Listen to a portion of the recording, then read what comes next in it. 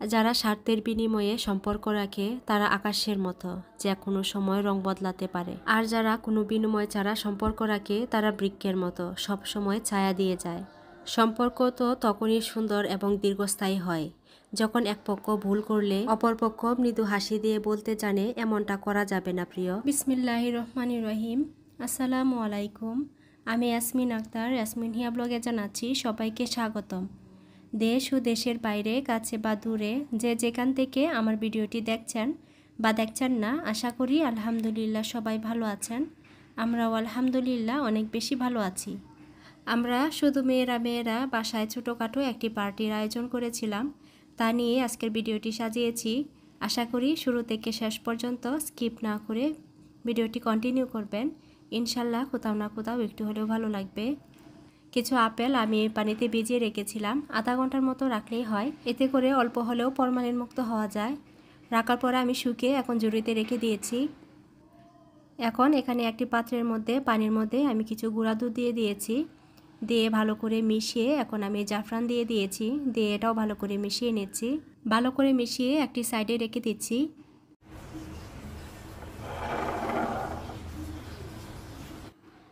অনেক দিন হয়ে গিয়েছে বাসার পর্দাগুলো ধোয়া হচ্ছে না, সেই রোজার আগে ধোয়া হয়েছিল, তারপরে এমন গরম শুরু হয়েছে তার ভিতরে আসলে এগুলো ধোয়ার মতো সুযোগ পাইনি বা গরমের কারণে ধুতে পারিনি। এখন চিন্তা করলাম গরমের কারণে যদি না ধুই তাহলে আর ধোয়া হবে না, বছরে শেষ হয়ে যাবে। সে কারণে কালকে একটি জ্বালানার পর্দা ধুয়ে নিয়েছি। যেহেতু শরীরটাও এত বেশি ভালো না, চিন্তা করেছি একসাথে সবগুলো ধুবো না, এক এক দিন এক একটা ধুবো, তাহলে অনেকটা আরাম পাওয়া যাবে আর সহজেই কাজটা সেরে ফেলা যাবে। এ পর্যায়ে এসে সকল আপুদের একটি কথা স্মরণ করিয়ে দিচ্ছি।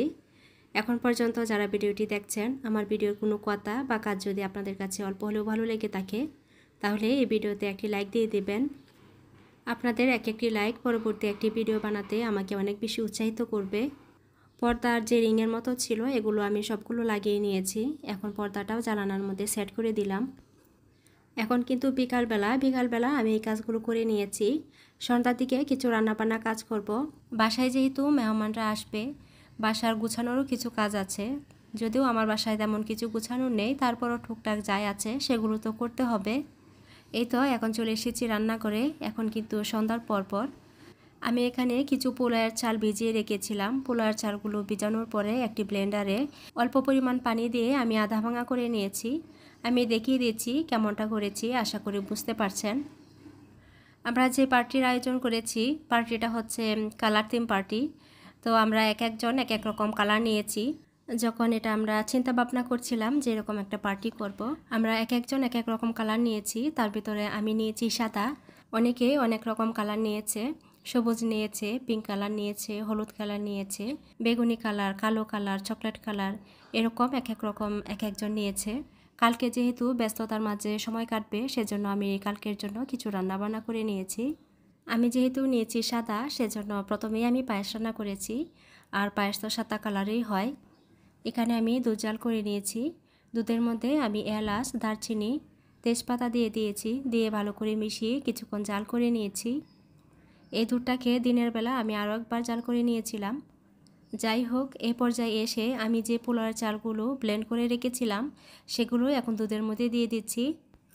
আমি কিন্তু এখনও চিনি দেইনি, চিনি কিছুক্ষণ পর দিব। আমি যদি চিনিটা এখনই দিয়ে দিই তাহলে যে চালটা দিয়েছি চালটা ফুটতে হয়তো সময় লাগবে, সেজন্য চালটা যখন ফুটে যাবে তখন আমি চিনিটা অ্যাড করে দেব। ব্লেন্ড করা পোলাওয়ের চালগুলো দুধের মধ্যে দেওয়ার পরপরই কিন্তু আমি ভালো করে মিশিয়ে নিয়েছি, যেন পোলাওয়ের চালগুলো তলা পেকে না যায়। আমি চামচের সাহায্যে একটু পরপরেই কিন্তু নাড়িয়ে দিয়েছি। এ পর্যায়ে এসে চালগুলো কিন্তু ফুটে গিয়েছে। এখন আমি অল্প অল্প করে চিনি দিয়ে দিচ্ছি। এখানে আমি আমার পরিমাণ মতো চিনি দিয়ে দিয়েছি। চিনি দেওয়ার পরে আরও কিছুক্ষণ জাল করে নিয়েছি। জাল করে নিয়ে এখানে আমি কিছু কিশমিশ দিয়ে দিয়েছি। অনেকেই অনেক কিছু দেয়, বাদাম দিতে পারে, তবে আমি আজকে বাদাম দেইনি, আমি শুধু কিশমিশই দিয়েছি। অভিজ্ঞ আপুরা দেখে বুঝতেই পারছেন আমার পায়েসটা কিন্তু মোটামুটি হয়ে গিয়েছে। এ পর্যায়ে এসে এখানে আমি ঘি অ্যাড করে দিচ্ছি। এখানে আমি মোটামুটি অনেকটাই ঘি অ্যাড করেছি। ঘি দিয়ে ভালো করে মিশিয়ে নিচ্ছি। আমি জানি সবাই খুব সুন্দর করে পায়েস বানাতে পারেন, তবে আমি যেহেতু বানাচ্ছি সেজন্য আপনাদের সাথে শেয়ার করছি। এভাবে পায়েসটা বানালে আমার কাছে অনেক বেশি ভালো লাগে। পায়েসটা যখন হয়ে গিয়েছে, পায়েসটা হালকা ঠান্ডা করার জন্য আমি চুলা থেকে এনে কিছুক্ষণ নাড়িয়েছি। পায়েসটা গরম অবস্থায় যদি আমি বাটিতে ঢেলে দিতাম তাহলে উপরে মোটা একটা সর পড়ে যেত, সেজন্য সাথে সাথে আমি বাটিতে ঢেলে দেইনি। আমি কিছুক্ষণ ঠান্ডা করে এখন একটি বাটিতে ঢেলে নিচ্ছি। পায়েসটা কিন্তু এখনও গরম আছে, তবে এতটা না, হালকা পরিমাণে গরম আছে। এ পর্যায়ে এসে আমি এখন পায়েসটাকে আমার মতো করে ডেকোরেশন করে নিচ্ছি। আমি যে প্রথমেই গুঁড়া দুধের মধ্যে জাফরান দিয়ে ভিজিয়ে রেখেছিলাম, সেটা কিন্তু পায়েসের মধ্যে দেওয়ার জন্য ভিজিয়েছিলাম। পরবর্তীতে আমার মনে হলো যে এখন যদি এখানে আমি জাফরান দিয়ে দিই তাহলে কিন্তু কালারটা সাদা থাকবে না, কালারটা অন্যরকম হয়ে যাবে, অরেঞ্জ কালার চলে আসতে পারে। সেসব কথা চিন্তা করে এখানে আমি আর জাফরানটা অ্যাড করিনি। আমি উপর দিয়ে জাফরান দিয়ে ডেকোরেশন করে দিয়েছি।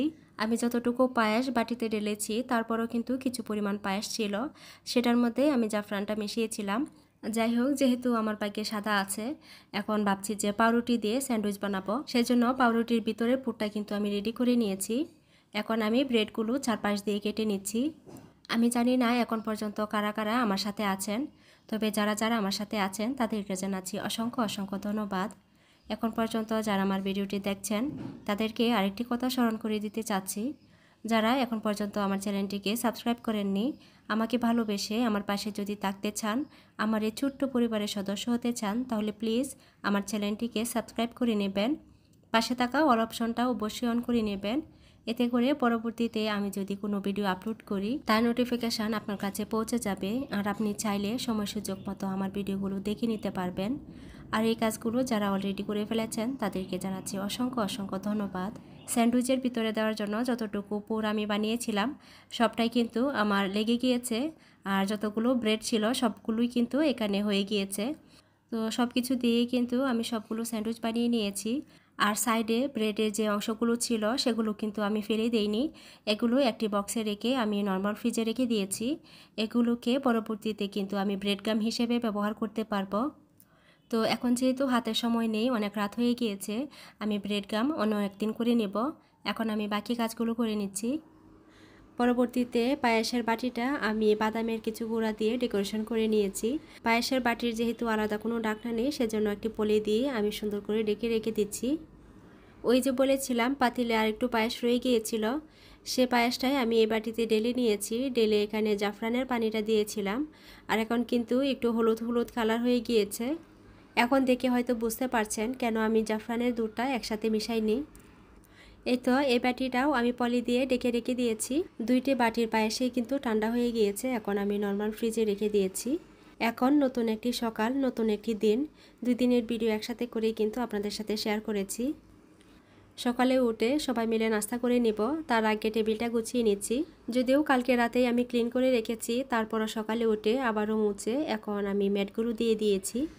আজকে জুনানার স্কুলেও কিন্তু ক্লাস পার্টি আছে, কারণ আজকে হচ্ছে ওর স্কুলের শেষ দিন, ওর এক্সাম শুরু হয়ে যাবে। বড়সড় একটি কেক এনে কেটেছে, আনন্দ করেছে, মজা করেছে।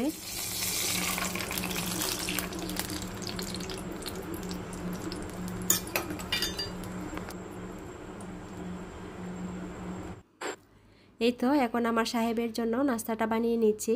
ওর জন্য ডিম ভাজি করেছি, সাথে টমেটো কেটে দিয়েছি। যেহেতু টমেটো দিয়েছিলাম সেজন্য একটি ঢাকনা দিয়ে ঢেকে দিয়েছিলাম। একদিকে হয়ে গিয়েছে, এখন আমি উল্টে নিচ্ছি। অন্য চুলার মধ্যে আমি পানি বসিয়েছি, পানির উপরে একটি পাত্র দিয়েছি, ছিদ্রওয়ালা একটি পাত্র দেখতেই পেয়েছেন। যখন দেখলাম পানিটা বলক চলে এসেছে, ছিদ্রওয়ালা যে বাটিটা আছে তার উপরে আমি মোমোগুলো দিয়ে দিচ্ছি। এই মোমোগুলো কিন্তু আমি নিজের হাতে বানাইনি, কিনে আনা হয়েছে, তবে মোমোগুলো খেতে বেশ ভালোই লেগেছে। এই প্রথম কিন্তু আমি মোমো কিনে এনেছি, এর আগে বাসায় কখনো মোমো এরকমভাবে খাওয়া হয়নি।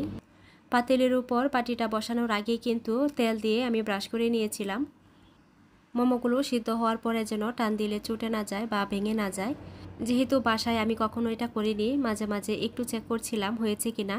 মাঝখানে একবার উঠিয়ে দেখলাম যে হয়নি, আবারও ঢাকনা দিয়ে ডেকে দিয়েছি। তো মোমোগুলো কিন্তু খুব সুন্দর হয়েছিল, দেখতেই পাবেন। আর এখানে আমি যে পায়েসটা রেডি করে রেখেছিলাম, পায়েসটা বের করে নিয়েছি। আর স্যান্ডউইচগুলো আমি একটি বক্সে করে রেখে দিয়েছিলাম, তো স্যান্ডউইচগুলো এখন বের করে নিয়েছি। এই তো বাসায় সবাই চলে এসেছে, আর ছোটোখাটো যে পার্টির আয়োজনটা হয়েছিল সেটাও কিন্তু শুরু হয়ে গিয়েছে। এই যে গ্রিন কালার কাবারটা দেখতে পাচ্ছেন, এটা যিনি এনেছেন উনি কিন্তু মাশাআল্লাহ অনেক রান্না বান্না পারেন। গত ভিডিওতে যে আচারগুলো দেখতে পেয়েছেন এগুলো কিন্তু এই আপু আমাকে বানিয়ে দিয়েছিল। এখানে আরও কিছু বিভিন্ন কালারের কাবার আনার কথা ছিল, তবে বিভিন্ন সমস্যার কারণে অনেকে আসতে পারেনি। তারপরও যতটুকু হয়েছে মাশাআল্লাহ আলহামদুলিল্লাহ আমরা অনেক বেশি মজা করেছি। কাবার কি খাবো, সবগুলো কাবার একসাথে রাখার পরে এত সুন্দর লাগছিল। খাবারগুলো খেতে ইচ্ছে করছিল না, মনে হচ্ছিল এভাবেই সাজিয়ে রাখি। এই হচ্ছে মোমোর ফাইনাল লুক। বলেছিলাম দেখাবো, সেজন্য দেখিয়ে দিলাম। এই যে কেকটা দেখতে পাচ্ছেন, এই কেকটা এনেছে আমাদের সবার বড় শ্রদ্ধেয় বড় আপু। তো আলহামদুলিল্লাহ আমরা সবাই একত্রিত হয়ে অনেক বেশি মজা করেছি, অনেক গল্প করেছি। এখানে আমি একটু ভিডিও করার চেষ্টা করেছিলাম, সবাই সবার কাপড় নিয়ে আসছিল, অল্প অল্প ভিডিও করছিলাম। যেহেতু ভিডিওটা আমি ব্লগে দিব সেজন্য কারো মুখ আমি দেখাইনি। অনেকেই পর্দা করেন, সেজন্য তো আরও সম্ভব হয়নি। তারপরও যতটুকু পেরেছি করার চেষ্টা করেছি। একটি কথা আপনাদেরকে তো বলাই হয়নি, সব কিছুর ভিতরে কিন্তু আরেকটি শর্ত ছিল, যারা যে কালারের কাবার নিয়ে আসবে তারা সেই কালারের জামা পরে আসবে। তো সব কিছু মিলিয়ে আলহামদুলিল্লাহ আমরা কিন্তু খুবই এক্সাইটেড ছিলাম, আর সব কিছু মিলিয়ে আলহামদুলিল্লাহ অনেক বেশি ভালো লেগেছে। আমার বাসায় যেহেতু জায়গার একটু সংকট ছিল, আমি ফ্লোরের মধ্যে মাদুর বিছিয়ে দিয়েছি। আলহামদুলিল্লাহ এখানে বসেই কিন্তু খুব সুন্দর একটি সময় আমরা পার করেছি। যারা যারা আসেনি তারা অনেক মিস করেছে, আর আমরাও কিন্তু সবাইকে অনেক বেশি মিস করেছি। এরকমভাবে নিচে বসে সবাই মিলে খাওয়ার যে কী মজা, কি বলবো। এখন আমরা কেক কেটে নিচ্ছি। একজন আপু আছে, উনি হচ্ছে চলে যাবে, ওনার একটু তাড়া আছে, সেজন্য আগেভাগেই আমরা কেকটা কেটে নিলাম। কেক কাটতে কাটতেই কিন্তু আরেকজন হামলিয়ে পড়েছে কেক নেওয়ার জন্য, উনি আমার পাশে বসে আছেন। যাই হোক আলহামদুলিল্লাহ সবাই মিলে খুব সুন্দর সময় পার করেছি। সবাইকে অনেক অনেক বেশি ধন্যবাদ। আমরা কিন্তু সবাই খাবার খেয়েছি, আবার সবাই সবার বক্সে করে নিয়েও গিয়েছি।